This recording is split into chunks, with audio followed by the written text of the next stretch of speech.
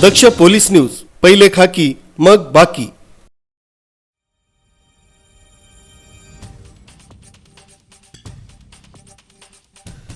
नाशिकच्या मनमाडला तीव्र पाणी टंचाईचा सामना करावा लागत असून पालिकेकडून 20 ते 22 दिवसांनी पाणीपुरवठा केला जात असल्याने नागरिकांना पाणी काटकसरीने वापरावं लागतं। त्यात शहराला पाणीपुरवठा करणाऱ्या वाघदरडी धरणात मे अखेर पुरेल एवढाच पाणी साठा शिल्लक आहे।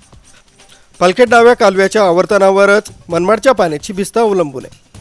आवर्तन मिळालं नाही तर मनमाडकरांना भीषण पाणीबाणीचा सामना करावा लागणार आहे।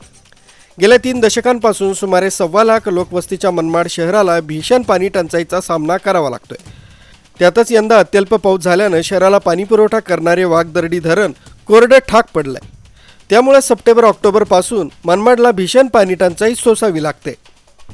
त्यातच भूजल पातळी देखील खालावली आहे। कूपनलिकाही अटल्यानं संपूर्ण वर्षभर मनमाडला पालखेड डाव्या कालव्याच्या आवर्तनावरच पाणीपुरवठा अवलंबून होता।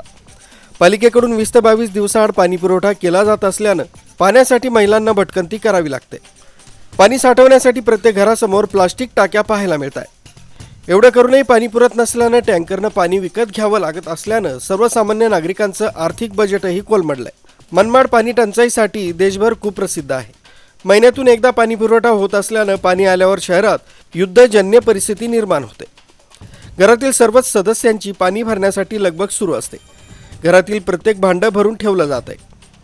5वीला पुजलेल्या पाणी टंचाईमुळे मनमाडला मुली देखील देत नसल्यानं अनेक मुलं उपवर आहेत। मनमाडच्या माथी असलेला पाणी टंचाईचा काळा टिळा कधी मिटेल असा प्रश्न मनमाडकर विचारतायत। सध्या वाघदरडी धरणात उपलब्ध मृत साठ्यातून मनमाडला 20 ते 21 दिवसांनी पाणी पुरवठा केला जात असल्याचा दावा पालिकेकडून केला जातोय। मात्र हा पाणी पुरवठाही संपुष्टात आला।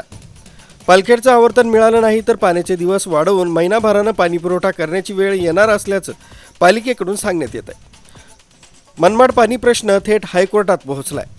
पाणी प्रश्न सुटावा यासाठी उच्च न्यायालयातही जनहित याचिकाही दाखल करण्यात आली होती।